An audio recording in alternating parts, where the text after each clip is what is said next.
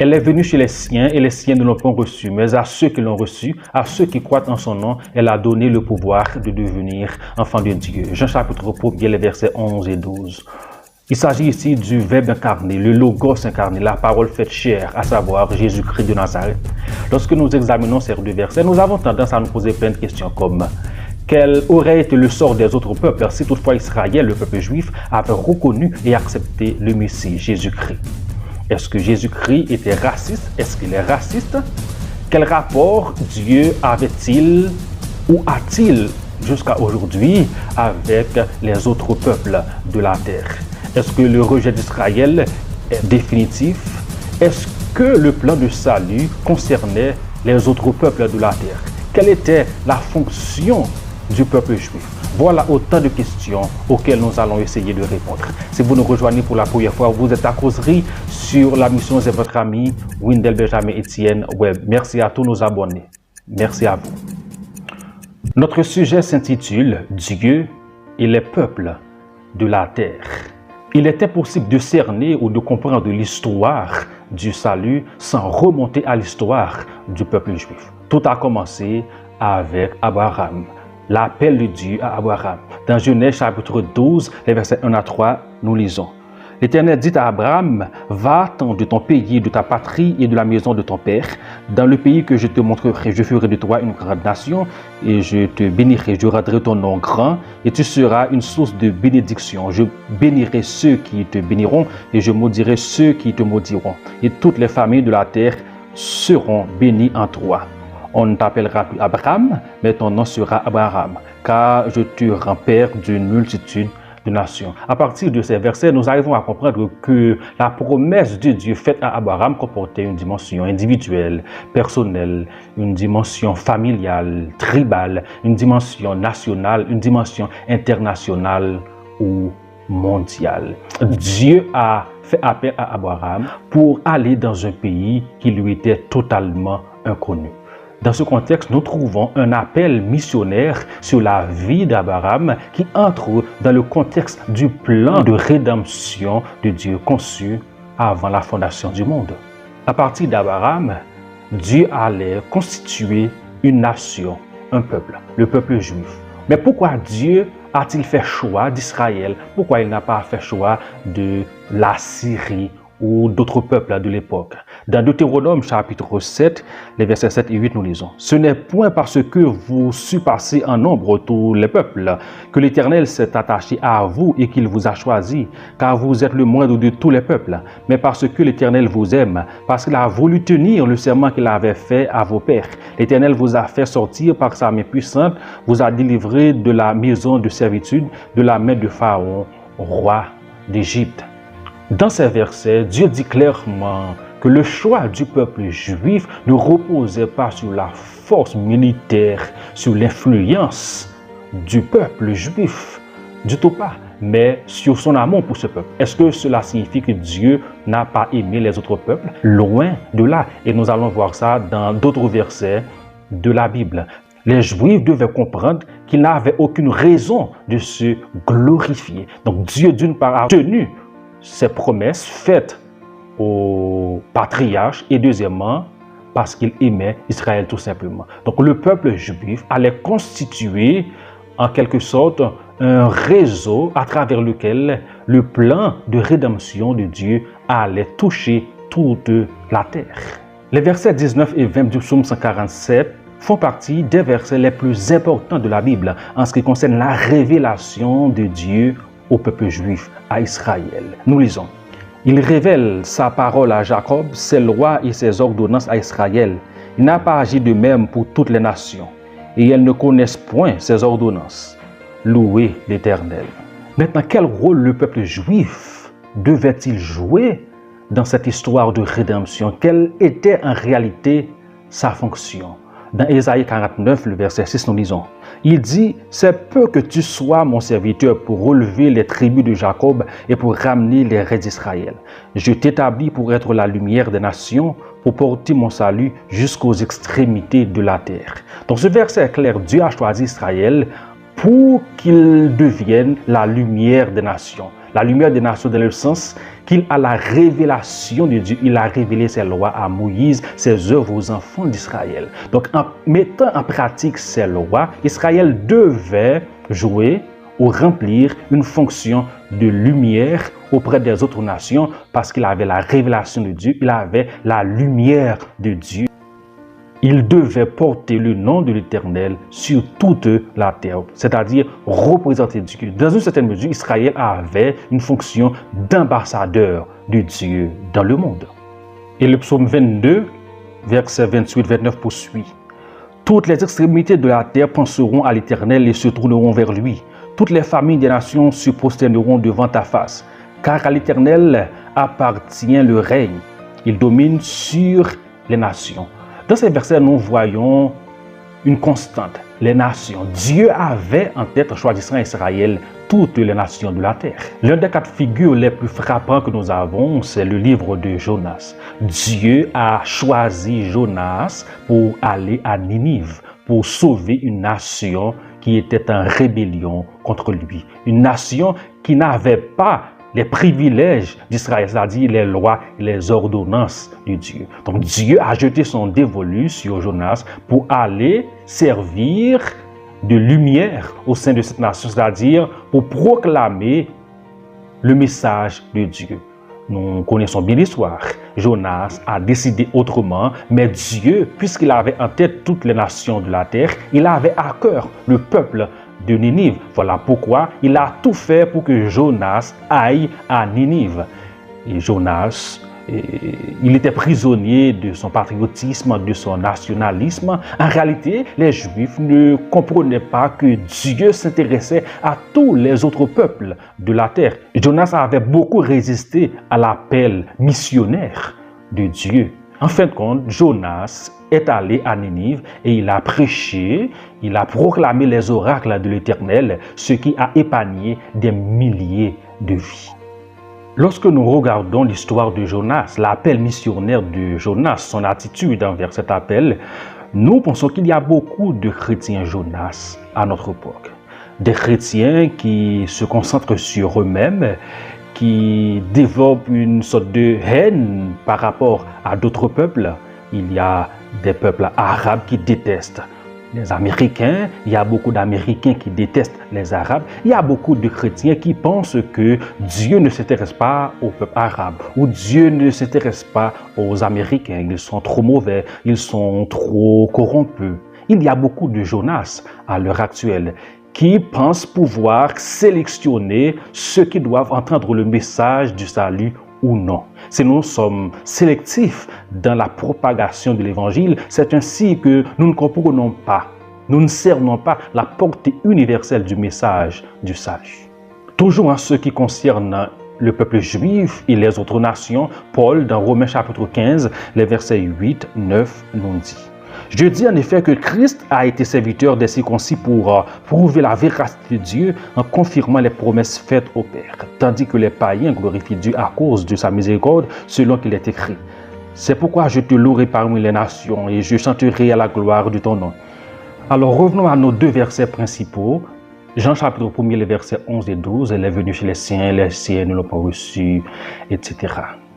Alors, puisque le peuple juif n'a pas accepté et reconnu la messianité de Jésus-Christ, le Messie qu'il attendait tant, Dieu a changé de stratégie. En fait, ce n'est pas qu'en choisissant Israël, les autres peuples n'étaient pas inclus dans l'histoire du salut. Non, Dieu a changé de stratégie, il a changé de plan, il a constitué un autre peuple, un nouveau peuple. C'est ce que nous lisons dans 1 Pierre, chapitre 2, le verset 10. Vous qui autrefois n'étiez pas un peuple et qui maintenant êtes le peuple de Dieu, vous qui n'avez pas obtenu miséricorde et qui maintenant avez obtenu miséricorde. Dieu a constitué un autre peuple, un nouveau peuple. La question, est-ce que le rejet d'Israël est définitif ou partiel? Ce n'est pas ça notre débat aujourd'hui. Notre débat concerne la portée universelle du message de Christ et pourquoi Dieu a choisi Israël. L'Église constitue le nouveau peuple de Dieu en faisant de nous un royaume des sacrificateurs. Mais il y a un cas qui retient notre attention, c'est la constitution du leadership de l'église d'Antioche. Dans Actes chapitre 13, le verset 1er, nous lisons: Il y avait dans l'église d'Antioche des prophètes et des docteurs, Barnabas, Siméon appelé Niger, Lusius de Cyrène, Manahen, qui avait été élevé avec Hérode, le tétrarque, et Saul, appelé plus tard Paul. L'une des questions que nous pouvons nous poser en lisant ce verset, c'est pourquoi le docteur Luc a pris le soin de mentionner ces leaders et leur origine. Luc, en fait, a voulu nous montrer que l'évangile, à l'origine, était destiné à être prêché sur toute la terre, sur tous les continents. C'est la portée universelle du message de l'évangile. Saul ou Paul et Barnabas étaient juifs. Siméon, appelé Niger, lui, il venait de l'Afrique subsaharienne, son nom signifie noir. Lusius, il venait d'une région qu'on associe aujourd'hui à la Libye. Et nous avons Manahen, lui, qui était élevé avec le gouverneur. Donc ces 5 leaders de l'église d'Antioche venaient de l'Asie, de la Méditerranée, du Moyen-Orient et d'Afrique. Maintenant, en constituant un nouveau peuple, l'Église, qu'est-ce que Dieu est en train de faire avec ce nouveau peuple? Vous avez sans doute entendu parler de la fenêtre 10-40. Ce concept, fenêtre 10/40, a été inventé en 1990 par Louis Bosch, lui missionnaire chrétien. Cette fenêtre fait référence à un cadre géographique qui s'étend entre le 10e et le 40e degré de latitude au nord de l'équateur, c'est-à-dire entre l'Afrique du Nord à l'ouest et à l'Asie de l'Est. La fenêtre 10/40 désigne des pays non encore atteints par l'Évangile. Ils sont 16. Ils font partie des pays les plus pauvres de la planète. Ils représentent une population de 2,3 milliards d'habitants, soit 44% de la population mondiale. 16% musulmans, 31% hindous et 2% bouddhistes. Il y a seulement 6% de missionnaires dans ce bloc. Et selon l'auteur de l'ouvrage Gaining by Losing, ce 6% correspond à 40 000 missionnaires. Donc, selon d'autres données, d'autres statistiques, 90% des missionnaires sont dans des pays déjà atteints par l'Évangile. Donc, il y a un très faible pourcentage de missionnaires qui sont dans ce bloc appelé fenêtre 10/40, c'est-à-dire des pays non encore atteints par l'Évangile. Ces données devraient nous interpeller, nous, en tant que chrétiens, d'investir dans la mission globale, de partir en mission et de supporter l'œuvre missionnaire. Dieu ne cesse de travailler avec ce nouveau peuple. En 2013, Global Christianity a publié un rapport basé sur des travaux de recherche effectués par le Centre de recherche sur le christianisme à l'échelle planétaire de Gordon Conwell aux États-Unis. Dans ce rapport, on nous présente les 20 pays où le christianisme s'accroît le plus. Il est étonnant de voir que parmi ces 20 pays, 19 se trouvent en Asie et en Afrique. Aucun de ces pays ne se trouve en Europe, en Amérique latine ou en Amérique tout court. 11 parmi ces pays sont des pays musulmans. Donc ces dernières années, le christianisme s'accroît surtout dans des pays non atteints, dans des pays indo-bouddhistes et musulmans, et aussi dans des pays ethno-religieux ou non religieux. En d'autres termes, la majorité de ces pays se trouvent en Asie du Sud-Est, dans la péninsule arabique et en Afrique de l'Ouest. Et selon certaines prévisions, d'ici 2050, le christianisme sera la religion principale de l'Afrique et de la diaspora africaine. Notre Dieu ne chôme pas, il travaille, il prend très à cœur la mission. Chaque âme humaine compte pour Dieu sur la terre. Est-ce que nous pouvons dire la même chose aujourd'hui, à la manière de Jésus? Mon Père agit jusqu'à présent, moi aussi j'agis. Je rejoins ce mouvement dans le monde. Dieu n'a pas constitué un nouveau peuple pour plaisanter, pour rigoler et pour regarder le monde sans rien faire. Dieu a constitué un nouveau peuple pour le rejoindre dans son mouvement dans le monde, pour répandre son nom sur toute la terre. Avons-nous honte de Jésus aujourd'hui? Avons-nous peur de parler pour lui? Alors qu'est-ce qui nous retient de nous investir dans la mission, de supporter l'œuvre missionnaire, de prier pour la mission globale, de prier pour les missionnaires et de représenter Jésus-Christ là où vous êtes? Le peuple que Jésus a constitué doit être un peuple en mission, un peuple en activité. Un peuple qui n'a peur de rien, un peuple qui envahit les réseaux sociaux pour répandre la bonne nouvelle. Ce peuple doit être une armée de soldats spirituels dévoués pour la cause de Jésus-Christ dans le monde entier. Si nous nous acquittons de notre tâche missionnaire, voilà l'image qui nous attend. Selon Apocalypse, chapitre 7, les versets 9 à 12. Après cela, je regardais, voici, il y avait une grande foule que personne ne pouvait compter, de toute nation, de toute tribu, de tout peuple et de toute langue. Ils se tenaient devant le trône et devant l'agneau, revêtus de robes blanches et des palmes dans leurs mains. Et ils criaient d'une voix forte en disant, « Le salut est à notre Dieu qui est assis sur le trône et à l'agneau. » Et tous les anges se tenaient autour du trône, et des vieillards et des 4 êtres vivants, et ils se prosternaient sur leurs faces devant le trône, et ils adorèrent Dieu, en disant, « Amen, la louange, la gloire, la sagesse, l'action de grâce, l'honneur, la puissance et la force soient à notre Dieu, au siècle des siècles. » Amen. Il viendra un temps où nous serons avec les Dominicains, les Israéliens, les Français, les Arabes, les Africains, toutes les nations de la terre. Nous nous prosternerons devant le Maître pour l'adorer. Alors, mettons-nous en action. Tous les peuples de la terre concernent Dieu. Ça devrait l'être pour nous. Nous ne devons pas être en décalage avec la vision de Dieu pour les peuples de la terre. Combattons toute attitude de Jonas. Il ne revient pas à nous de décider qui doit vivre, qui doit mourir, qui doit être sauvé, qui ne doit pas être sauvé. Dieu ne fait point de favoritisme. Avez-vous de la haine dans votre cœur pour un groupe ethnique particulier, une tribu, une nation, un peuple? Vous devez savoir que Dieu n'a pas cette haine. Il ne veut qu'aucun de nous périsse. Il veut racheter tous les peuples de la terre. Il ne décide pas d'utiliser les anges pour venir évangéliser les peuples, les ethnies, les groupes du monde.